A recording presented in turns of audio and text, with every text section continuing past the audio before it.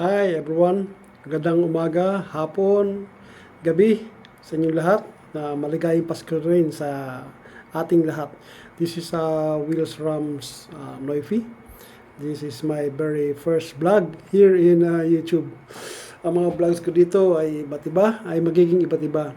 Patungkol mainly sa buhay ng mga tao, particularly here sa Pilipinas. Ito ay mga personal views and opinions ko lamang. Please feel free to reply with your own comments. Ang una kong vlog is about one of the latest hot issues here sa Pilipinas, which is PhilHealth. Please share your comments, press like, share, and subscribe. Mainit talaga ang mga issues tungkol sa ating 2025 national budget. Kasama na dito ang sa budget ng PhilHealth na biglang gustong tanggalan ng subsidy ng Congress BICAM. Bago natin i-discuss yun, no? So magbalik tanaw muna tayo tungkol sa PhilHealth, mga basic info lang tungkol sa PhilHealth. Ano nga ba ang PhilHealth at para saan ito? Ang PhilHealth or Philippine Health Insurance Corporation ay isang GOCC or isang government-owned and controlled corporation na nagpo-provide ng health insurance sa lahat ng Pilipino. Ang PhilHealth ay itinatag noong 1995 during the administration of former President Fidel B. Ramos under Republic Act 7875 o ang tinatawag na National Health Insurance Act of 1995. Para saan ang PhilHealth? Ito ay itinatag to provide health insurance coverage and ensure affordable, acceptable, available, and accessible healthcare services for all Filipinos. Ulitin po natin, ang main objectives ng PhilHealth is to provide health insurance coverage and ensure affordable, acceptable, available, and accessible healthcare services for all Filipinos.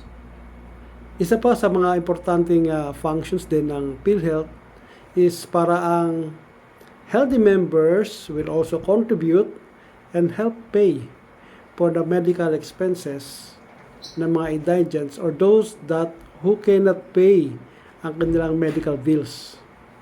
So, para sa lahat talaga ito ng Pilipino.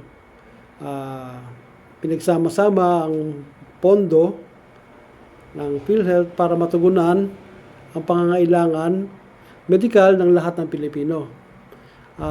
Mayaman man o mahirap, may kaya man o wala, may trabaho man o walang trabaho.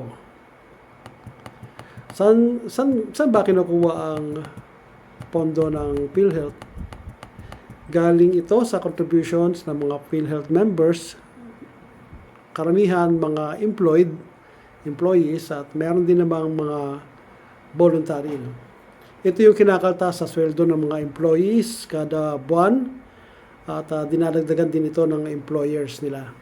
So sa ngayon, ang contributions ata ng mga employees ay nasa 2.5% ng kanilang monthly basic salary, ng ating monthly basic salary.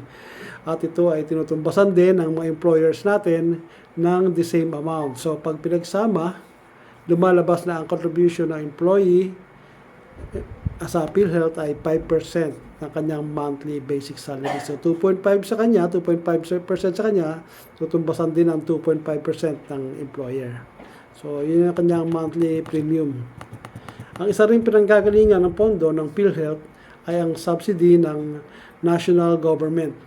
Ito po ay nanggagaling sa portions ng mga estimated na taxes na makokolekta ng gobyerno sa PAGCOR, sa PCSO, sa mga sigarilyo, mga vapes, mga alak, mga soft drinks at mga sugary beverages. Ang estimated total nito noong 2024, no, ay 21.7 billion sa PubCor, 2 billion pesos sa galing sa PCSO. So 47 billion galing sa sigarilyo, vapes, alak, at sa mga soft drinks, etc. So ang total na estimate na nakuha ng PhilHealth from this taxes ay 70.8 billion pesos para lang sa 2024. 70.8 billion pesos. So isang taon. Kaya napakalaki talaga ng mababawas, no, sa pondo ng PhilHealth kung itong lahat na ito ay hindi maibibigay ng national government, kung itong subsidy na ito. Ayon mismo sa executive ng PhilHealth, ito pa ang pondo ng PhilHealth ngayon, 2024. As of December 2024, ang reserve ng PhilHealth is 281 billion pesos. Ang investment portfolio is 489 billion pesos. Ang surplus funds is, kaya ang surplus funds nila meron pang 150 billion pesos. So, ang total na pondo ng PhilHealth as of December 2024 is 920 billion pesos. Kaya yung na-declare na surplus fund na 150 billion pesos, ito yung nakita ng national government at gusto nga itong kunin, bawiin, no? Yung 150 billion. Pero ang napagkasunduan nila ng national government at ng PhilHealth is 89.9 billion pesos. Ito yung usapin ngayon, excess funds na gustong i-transfer sa transfer na yung iba sa Department of Finance, sa ating National Treasury. Ayon kay former Senator Ralph Recto, na ngayon ay secretary na ng Department of Finance, ang mga excess funds na makukuha sa iba't ibang ahensya ng gobyerno, hindi lang sa PhilHealth, ay gagamitin pambayad sa interest fees, commitment fees, opportunity costs ng mga foreign funded projects na matagal nang delayed. So, gagamitin sana ito sa mga delayed na foreign funded projects, dagdag sa pondo. Mukhang okay naman ang motibo sana ni Secretary Ralph Recto, pero pumalag ang mga concerned health advocates, pati na rin ang mga concerned PhilHealth members, at sila ay nagsampa ng kaso sa sa Supreme Court, no? Nagawa nga pala ito ni Secretary Ralph Recto ang pag-transfer ng excess funds dahil sa isang clause, sa isang section doon sa batas na naaprubahan na General Appropriations Act na nagsasabing ang national government ay pwedeng gamitin ang excess funds from government-owned and controlled corporations like PhilHealth and PDIC para i-finance ang mga unprogrammed appropriations. O doon sa General Appropriations Act, pwede na nilang kunin yung mga excess funds ng PhilHealth and PDIC at gamitin for mga projects na hindi na isama sa yearly budget. So, medyo delikado itong clause na ito doon sa General Appropriations Act, no? Dahil pwede palang gamitin ang mga sobrang pondo na ito ng PhilHealth at PDIC, gagamitin para sa mga bagong project na wala sa kanilang plano. So, ibig sabihin, kung ano yung maisipan nila na bagong project at wala silang pondo, doon nila kukunin sa excess funds ng PhilHealth at PDIC. Pero ayon sa mga concerned health advocates at sa mga PhilHealth members na naghain ng kaso sa Supreme Court, hindi dapat gawin ito lalo na sa mga contributions ng PhilHealth members at sa mga pondong inilaan para sa PhilHealth. Ang unang transfer na 20 billion pesos, ang plano nila is 89.9 billion pesos, pero nakapag-transfer na sila ng 20 billion pesos noong May 2024. So, ang pangalawang transfer ay nitong August na 10 billion pesos. So, nagsimula ng tinutulan sila ng concerned health advocates at yung pag-transfer ng funds, no? Kaya noong October 2024, dahil nga sa petitions ng mga health advocates, sa mga concerned PhilHealth members, nag-issue na ng TRO noong October. Nag-issue ang Supreme Court ng TRO or Temporary Restraining Order against ang transfer ng excess funds from PhilHealth. No? At hindi pa ngayon, ang ibig sabihin, ang nangyari pala, nung nag-issue na ng TRO, ang pondo na lang na natitira is sa excess funds is 29.9 billion. So, 89.9 billion minus 29.9 billion, na-transfer pala ang 60 billion pesos from PhilHealth to the National Treasury. Hindi pa maliwanag kung nagamit na nga ba ng national government ang 60 billion pesos na ito at kung nagamit na, saan nila ginamit.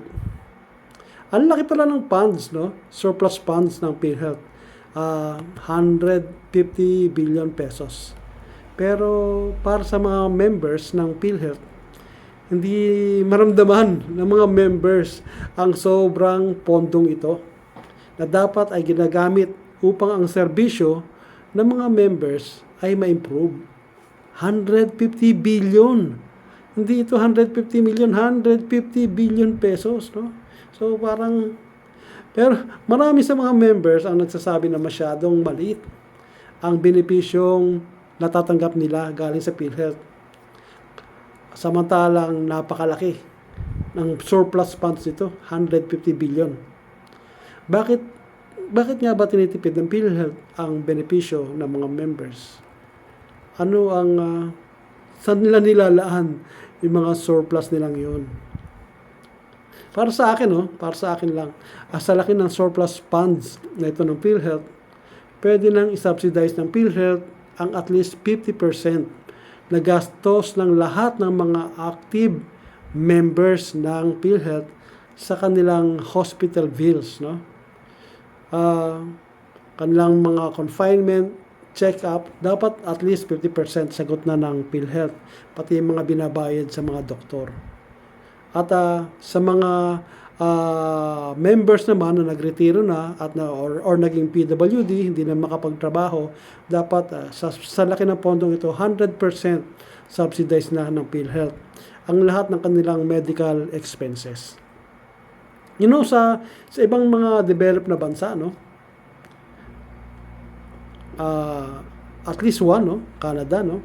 Hindi problema ng mga citizens nila ang kanilang medical expenses. Bakit? Dahil 100% subsidized ng kanilang government health insurance. Yung parang PhilHealth nila ron, sinasubsidize 100% yung kanilang medical bills. Sana sa future, sa near future, hindi far future, kundi near future, maging ganito din sa PhilHealth, no? Ma-subsidize lahat ng 100% medical expenses ng mga Pilipino. Sana ay dumating tayo sa ganung stage. Sa isa pang mainit na issue tungkol din sa PhilHealth ay yung proposed na zero subsidy. Zero o walang subsidy na ibibigay ang national government for 2025 sa PhilHealth. Ito naman ay recommendations ng Congress BICAM. Yung pinagsamang House of Representatives at Senate, no? Congress BICAM. Ang gusto ng Congress BICAM ay wag nang ibigay sa PhilHealth Ang tulad na natanggap dati noong 2024 na 70.8 billion na nanggagaling sa PCSO, sa PAGCOR, sa mga sigarilyo, sa vape, sa alak, mga soft drinks. Bakit daw? Dahil nga daw sa malaki naman, napakalaki naman ang surplus ng PhilHealth, 150 billion pesos. Pinamimigay nga ng PhilHealth yung 89.9 sa back to the national government. Pero saan naman daw balak gastusin ng Congress BICAM ang gusto nilang ibawas na government subsidy sa PhilHealth? Gusto nilang gamitin yung clause ng gusto nilang gamitin yung clause ng General Appropriations Act na pwede nilang gamitin yung mga excess funds nito sa unappropriated projects. Meaning, pwede nilang gamitin ito sa mga projects na wala sa plano, wala sa budget. Yun ang pababudget nila. Because medyo tricky, no? So marami pumapalag sa gantong plano ng Congress. Para sa akin, ang pag-transfer ng regular na portions ng taxes, mga regular portions na yung taon-taon transfer ng national government sa PhilHealth, kung ano mang percentage yun na nakokolekta sa alak, sa sigarilyo, sa vape, sa soft drinks, mga sugary beverages, dapat ipagpatuloy ito na ibigay sa PhilHealth. Bakit? Dahil itong mga produktong ito ay nagdudulot ng sakit, iba't ibang sakit sa tao, diabetes, lung issues, atay, everything, no? Kakailanganin ng PhilHealth ang pondong ito, ang mga pondong ito in near future para sa pagpapagamot sa mga members na nakakakuha ng sakit galing sa mga gantong uri ng produkto. Hindi naman natin mapapasara, hindi naman natin may pipigil yan. Ang ginawa na lang, dahil sa laki ng industriya na yan, maraming maapektuhan. Kaya ang ginawa nilang, yung tax na nakukuha dyan, dinagdagan sila ng tax at parang 15% ng tax na nakukuha sa kanila ay ibinibigay sa PhilHealth. Dapat ituloy pa rin yun. Kasi nga, nagdudulot ng sakit sa tao yan eh. So, kailangan mo ng pagpapagamot sa tao, kailangan mo yung mga tax na yun para ipondo mo. At yung mga pondong ito, pwede rin ipambayad, no? Sa mga utang ng PhilHealth, sa hospital, sa mga doktor. Alam ko, marami pang utang ang PhilHealth. Hindi pa naman nila nababayaran lahat yan. So, kung yung mga pondong makukuha ganyan, galing sa tax, pwede na, yung portions niyan, pwede rin ibayad sa mga utang ng PhilHealth, lalo na sa hospital. Ito namang mga taxes na nakukuha ng gobyerno from PAGCOR at PCSO, para sa akin lang, no, ay pwede lang hindi ibigay sa PhilHealth. For me, no, ipagamit na lamang ito para matapos yung mga importanteng projects na na-delay. Mga importante lang na projects na na-delay na hanggat hindi natin natatapos ay gumagastos tayo, mga foreign funded projects ito na nasa atin ang bola, pwede sigurong tulungan ito para matapos na, para mahinto na yung pagbabayad natin dahil sa delay, no, sa projects na yon. Pwede rin naman na yung pondo na nakukuha, mga taxes na nakukuha galing sa PAGCOR, sa PCSO, pwede rin namang ipag-subsidize sa medical needs ng indigents, no? Sa mga indigents. Ibig sabihin, yung contributions ng mga PhilHealth members hindi na magagalaw. Ang gagamitan na lang para sa indigents, yung makukuha sa PCSO at sa PAGCOR. Diba? Tapos, pwede rin namang yung, kung meron pang kasi malaki rin yan, kung 70.8 billion yan, kung sabihin mo ng ang PCSO at PAGCOR ay, ilan ba yung dati sa PCSO at PAGCOR? Anyway, kung sa PCSO at PAGCOR ay pwede rin naman gamitin yun sa pag-improve ng mga hospitals, no? Mga government hospitals, no, still needs improvements. Government hospitals, government medical institutions, even medical colleges, no? Mga state colleges na nag-offer ng medicine, pwede rin naman gamitin yung pondo na yan para ma-improve yung kanilang mga facilities, no? Pero itong mga budget na to, yung mga sin taxes, mga PAGCOR, PCSO, mga taxes na ganyan, I agree na hindi rin ako pabor, hindi rin ako agree na gamitin yan sa mga unappropriated projects. Unappropriated projects, sa mga projects na wala sa plano at budget. Bigla na lang susulpot, naisipan ni congressman na ganito, naisipan ni congresswoman na ganito, may project siya, tapos yun ang kukunin nilang project. Hindi ako pabor sa ganun. Hindi rin ako pabor sa mga ganun. Maliwanag din na sa mga nangyayari ngayon, dahil sa mga usapin na tungkol sa mga budget, lalo na sa PhilHealth, na ang nakikita natin ay mismanagement ng PhilHealth executives sa napakalaking pondo na nasa PhilHealth, no? Siguro it's time na mag-analyze nila, no, kung paano gagamitin ng tama ang pondo nito para sa ikabubuti unang-una ng mga member ng PhilHealth.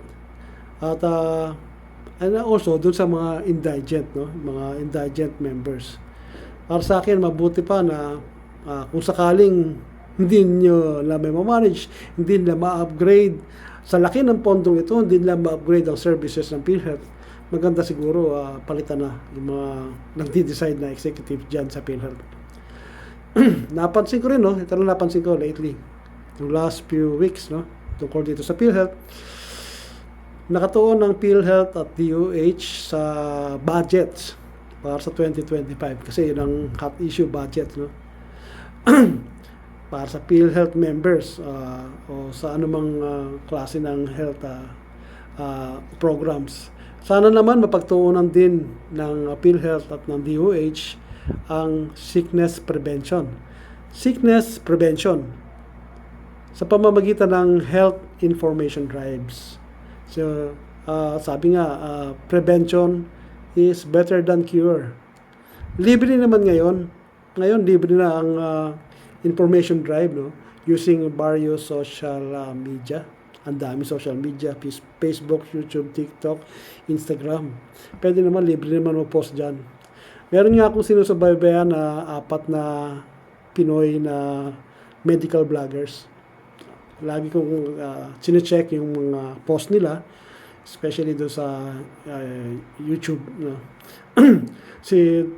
Dati, noong 1980s and 1990s, natatandaan ko noon, meron din tayo dating DOH secretary na nagpo-post ng ads sa TV kasi wala pang social media, no? With social media noon, nagpo-post siya ng ads sa television regarding healthy mga vegetables, mga healthy foods, health vegetables.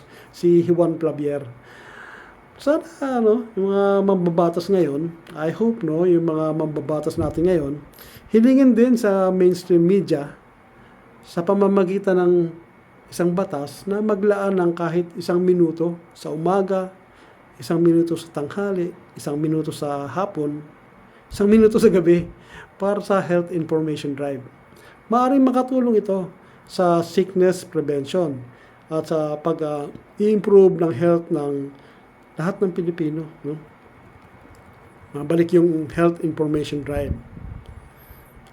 Sa ngayon, ang balita ko, ang nakikita ko sa mainstream media, maging sa mga blogs, no, pinag-aaralan pa ng team ni PBBM kasama ng iba't ibang department ng national government, Department of Health, Department of Budget, Department of Finance. Lahat ng department ay nag-uusap ngayon patungkol sa posibleng solusyon sa mga usapin o mga questionable item tungkol doon sa proposed 2025 national budget galing sa BICAM. Kasama na doon yung sa PhilHealth, no? Bigyan pa natin sila ng kaunting panahon hanggang sa katapusan lang naman ito ng 2024 para makapag-isip sila ng mabuti at kung maibalik nila o kung gusto nila ibalik nila sa Congress kung may panahon pa para ayusin pa, or ang pinaka-simplest way na sinasabi ni PBBM ay yung magla-line veto na lang siya. Ibig sabihin, yung item na questionable ay ila-line veto niya. Matatanggal doon sa budget pag dinito niya yon. So, pag nangyari yon, di ko alam kung ano magagalit. Kung nawala ng budget doon dahil questionable, baka i-retain na lang yung budget para doon sa item na yon, yung budget para sa 2024. Para lang maipasa kasi kailangan na yata ng Department of Finance, Department of Budget, yung approved budget for 2025, yung approved na ni PBBM. Sana ay maging tama ang kanilang mga desisyon para sa ikabubuti ng ating bansa, ng ating mamamayan at maging ng mga PhilHealth members, no? Pag-pray natin na maging maayos, maging tama at para sa ikabubuti ng bansa ang mga desisyon na gagawin ni PBBM at ng kanyang mga advisors. Sa pangkalahatan, na lumabas sa pagbuo ng 2025 national budget, na marami pa talagang dapat na ayusin at sana lumabas na tama at mabuti para sa lahat ng Pilipino. Salamat po sa inyong oras, sa inyong pakikinig sa munting vlog na ito. At sana po ay kung nagustuhan nyo, ay mag-like kayo, mag-share, mag-subscribe. Thank you po at hanggang sa susunod na mga vlogs. Thank you. Good night.